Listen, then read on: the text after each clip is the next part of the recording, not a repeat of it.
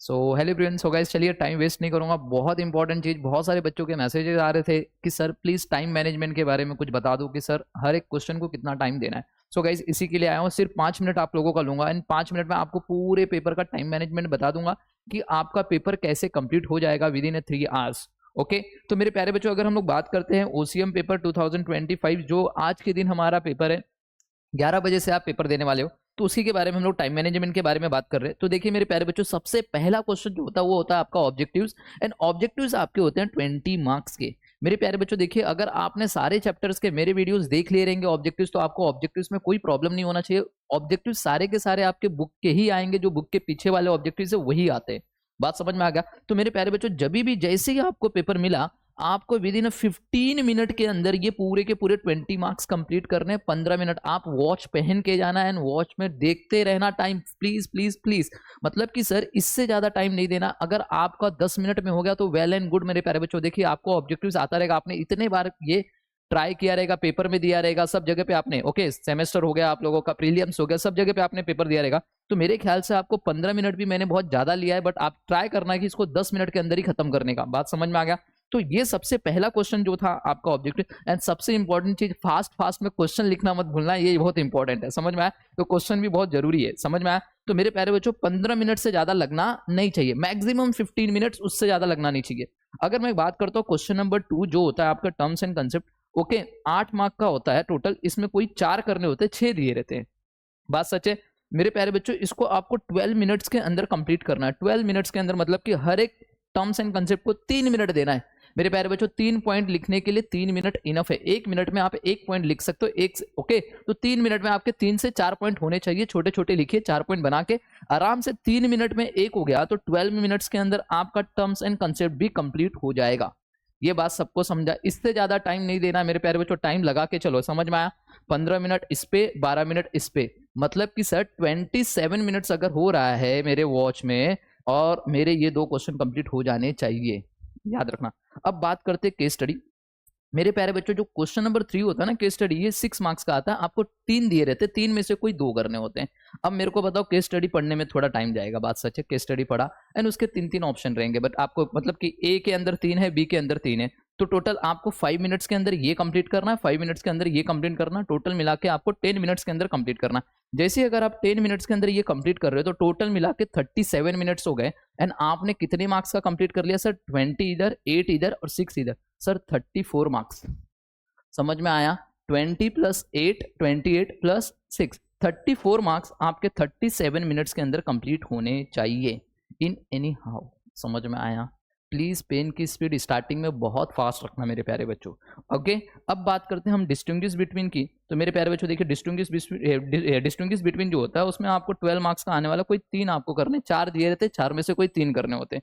तो मैंने इसके लिए पकड़ा है 10 मिनट एक को, 10 मिनट एक को, 10 मिनट एक को, मतलब हाफ एन आवर पूरा जाएगा इन तीनों डिस्टिंग्विश को कंप्लीट करने में। मतलब कि 30 मिनट्स आपको और लग जाएंगे, मतलब कि 67 मिनट्स दिख रहा है, मैंने साइड में लिखा, मतलब कि 1 घंटा 7 मिनट के अंदर आपके पूरे के पूरे एक question number 1, question number 2, question number 3, question number 4 तक कंप्लीट होना चाहिए। मतलब कि सर 1 घंटा 7 मिनट के अंदर, 7 मिनट के अंदर आपका ये पूरा कंप्लीट होना चाहिए। ओके, जिसकी स्पीड और फास्ट रहेगी मेरे प्यारे बच्चों, ट्राई करना कि 1 आवर के अंदर ये कंप्लीट हो जाए।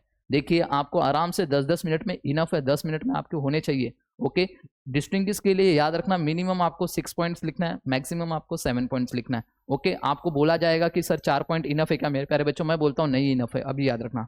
ओके, छोटे छोटे लिखो मगर 7 पॉइंट लिखो, बड़ा बड़ा मत लिखो। ओके, समझ में आया? अब बात करते हैं क्वेश्चन नंबर 5 की। Question number 5 answer in brief होता है, ये 8 मार्क्स के लिए होता है, कोई 2 करने होते हैं, राइट। अब क्वेश्चन नंबर 5 में भी बहुत सारे बच्चों के डाउट्स आ रहे थे कि सर इसके अंदर हम लोग को मीनिंग, इंट्रोडक्शन, ये सब लिखना है। मैं तो बोलूंगा मेरे प्यारे बच्चों, आपको ना इंट्रोडक्शन मीनिंग लिख दिया करो। समझ में आ गया? अगर इन्होंने पूछा है कोई 5 principle, okay, management, any 5 principle of management, आप ट्राई करना 7 एक्सप्लेन करने की। बात समझ में आ गया? कोई भी 5 लिख के आओगे ना, तो मेरे ख्याल से लगता है कि आपको वो ना 3 नंबर देगा, बस 3 से 4 नंबर देगा, 1 नंबर काट लेगा यहाँ पे। तो मैं बोल रहा हूँ कि आपको 5 बोला है तो आप 7 लिख देना, और बट ट्राई करना एटलीस्ट यहाँ पे ना इन दोनों क्वेश्चन में आपको मीनिंग लिख के आना है। समझ में आ गया? ओके, मीनिंग लिख के आना है इसमें। अब अगर अगला आगे हम लोग बात करें जस्टिफाई की, तो जस्टिफाई भी देखो, ये जो है ना क्वेश्चन नंबर 5, ये भी आपके 30 मिनट्स में कंप्लीट होने चाहिए, टोटल 97 मिनट्स हो जाएगा। देख रहा 97 मिनट्स हो जाएगा, 30 मिनट के अंदर ये भी कंप्लीट करना है आपको। बात समझ में आ गया। अब अगर मैं बात करूं जस्टिफाई की, तो जस्टिफाई भी 8 मार्क्स का आता है, कोई भी 2 करने होते हैं। अब जस्टिफाई में मेरे को नहीं लगता कि आपको बड़ा चढ़ा के लिखना है मेरे प्यारे बच्चों, 1.5 पेज का लिखना है, 1.5 पेज का 1.5 पेज का 1 पॉइंट वाइज लिखना है, ABCDEFGHIJK। समझ में आया?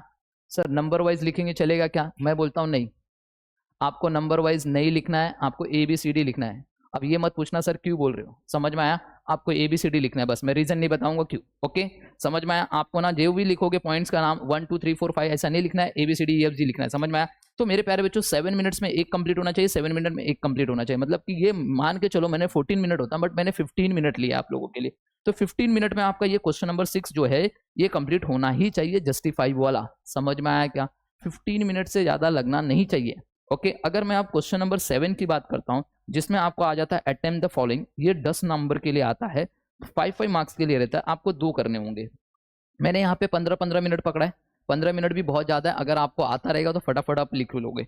मतलब कि 30 मिनट के अंदर ये भी कंप्लीट होता हुआ दिखाई देगा आपको। समझ में आया? 30 मिनट के अंदर ये भी कंप्लीट होता हुआ दिखाई देगा। हाँ सर, इसके अंदर भी क्या लिखना है मेरे बच्चे, हमेशा ट्राई करना यहाँ पे भी मीनिंग। मतलब कि सर कोई भी क्वेश्चन अगर मैं कर रहा हूँ तो उसका मीनिंग लिखना बहुत जरूरी है। थोड़ा सा मीनिंग लिख देना एंड उसके बाद पार्ट ऑफ द आंसर जो पूछा है वो लिख देना। सेम यहाँ पे भी मीनिंग आपको लिखना ही लिखना है, ये याद रखना। ओके, अब लास्ट एंड फाइनल जो क्वेश्चन होता है लॉन्ग आंसर्स, वो 8 मार्क्स का होता है, कोई एक करना होता है। 20 मिनट्स में इसको कंप्लीट करना, आराम से टाइम ले लो, 20 मिनट्स उसके अंदर कंप्लीट करना। सर इसके अंदर हम लोग को क्या क्या लिखना है? ये लास्ट वाले क्वेश्चन के अंदर आपको सबसे पहले इंट्रोडक्शन, मीनिंग, डेफिनेशन एंड उसके बाद पार्ट ऑफ द आंसर, जो भी पूछा रहेगा वो answer. Minimum 8 to 10 points, minimum 8 to 10 points लिखोगे तो जाके आपको 8 मार्क्स मिलेगा, ये याद रखना। अब ये हो गया टोटल मिला के, अगर मैं देखूं पूरा टाइम, तो मेरे प्यारे बच्चों यहाँ से स्टार्ट हो रहा है अपना, यहाँ से पूरा टाइम हमने पकड़ा तो सर 162 मिनट्स हो रहा है, जिसके अंदर पेपर पूरा कंप्लीट हो जा रहा है। और हमारे पास था टोटल टाइम 180 मिनट्स। मेरे प्यारे बच्चों 18 मिनट्स अभी भी हमारे पास लेफ्ट है, और 18 मिनट्स में आप चाहिए तो जो जो चीज़ों को अंडरलाइन करना है उसको आराम से अंडरलाइन कर सकते हो, एक बार पेपर देख सकते हो आराम से आपको, तो कहीं ना कहीं पेपर आपका 162 मिनट्स में कंप्लीट होता हुआ दिखाई देगा, अगर आप ये स्ट्रेटेजी को फॉलो करोगे। इससे ज़्यादा टाइम आपको देना नहीं है। प्लीज़ प्लीज़ प्लीज़ आप कहीं पेंसिल से ये शॉर्ट में ये लिख के रख लीजिए, ये टाइम मैनेजमेंट, बस आपके वॉच आपके पास होना चाहिए और फटाफट आपको देखते हुए लिखना चाहिए। बात समझ में आ गया क्या? ये जो टाइम मैंने लिखा है प्लीज़ इससे ज़्यादा आपको टाइम नहीं दे रहा है, ये याद रखना। Okay, please please please, because ये पेपर फिर दोबारा आने वाला नहीं है। एक बार आपने 12th का ओसी का पेपर दे दिया है, फिर ये दोबारा आप नहीं दे पाओगे ओसी का पेपर। प्लीज आज के दिन थोड़ा फास्ट लिखना चालू करो। बात समझ में आ गया? सो आई होप आपको ये सारी चीजें समझ में आ गई मेरे प्यारे बच्चों। प्लीज सब लोग वॉच पहन के जाना, वॉच लेके जाना प्लीज। टाइम बहुत इंपॉर्टेंट है, टाइम मैटर करता है, मैं अभी भी बता रहा हूँ। एंड सबसे इंपॉर्टेंट चीज, अब उन बच्चों का क्या, ओके, जिन बच्चों का ये लॉन्ग आंसर्स नहीं हुआ है, तो मैं मेरे प्यारे बच्चों मैं आपको बता रहा हूँ, जो एग्जामिनर होता है ना, उनके पास जो पेपर आते हैं, जो आंसर शीट आती है, उसके अंदर ना सिर्फ पॉइंट्स लिखे होते हैं, उनके अंदर उस आंसर का एक्सप्लेनेशन नहीं लिखा होता है।